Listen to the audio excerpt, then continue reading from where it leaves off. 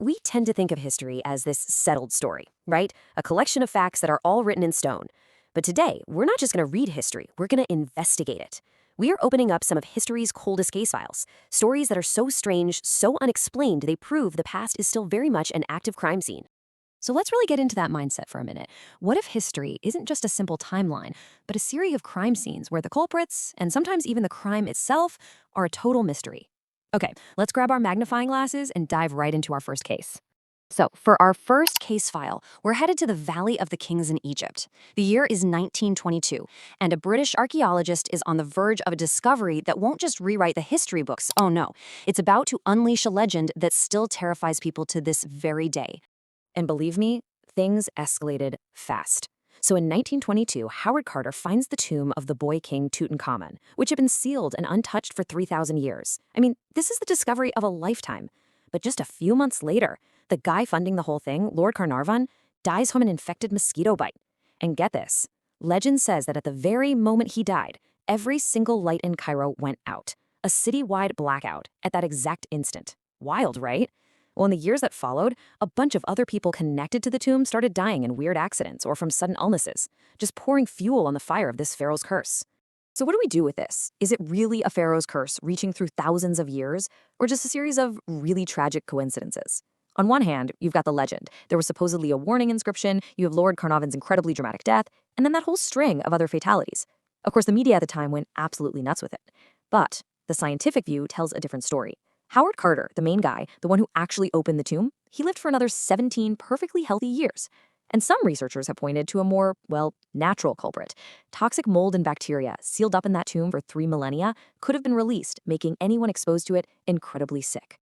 All right, let's file that one away and move on to our next case. We're leaving the tight spaces of a single tomb and heading out to the massive, arid plains of the Nazca Desert in Peru, where there's a mystery etched into the surface of the earth itself. Okay, just try to imagine drawing something so enormous that you, the artist, could never actually step back far enough to see your own creation. That is the incredible puzzle of the Nazca lines. We are talking about over 300 gigantic figures, a monkey, a hummingbird, a spider, carved into the desert floor.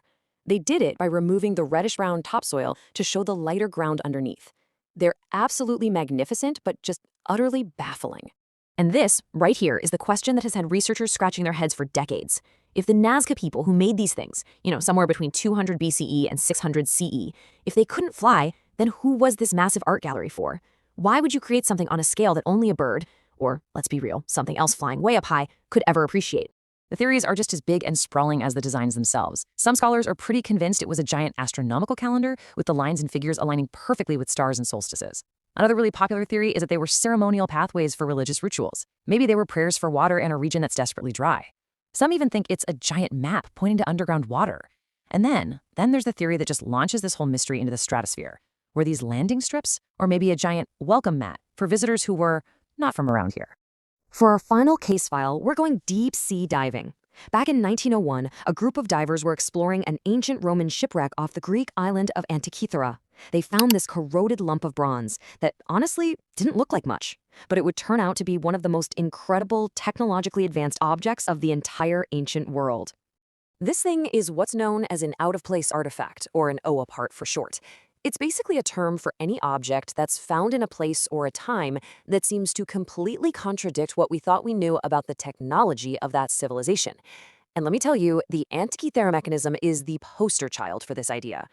And here is why this is so completely mind-bending. The mechanism is 2,000 years old, but the tech inside it, all these intricate gears and complex calculations, that level of engineering wasn't supposed to exist for another 1,000 years. At least, it's like finding a smartphone in a medieval castle. It is completely out of place and literally years ahead of its time. So what in the world did this ancient computer do?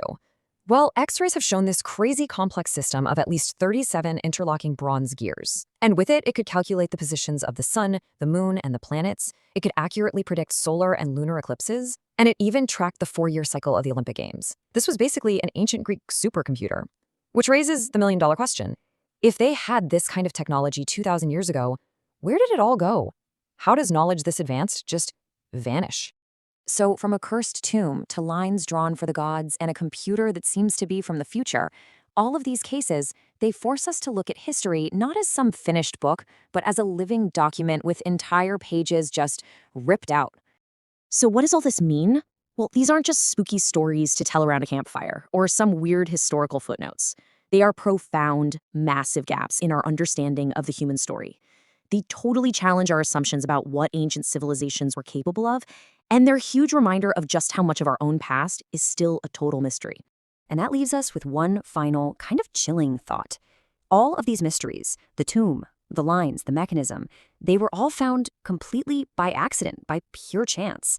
So it really makes you wonder, if this is the stuff we've just stumbled upon, what else is still out there, buried under the sand or lost in the deep, just waiting in the dark to be found?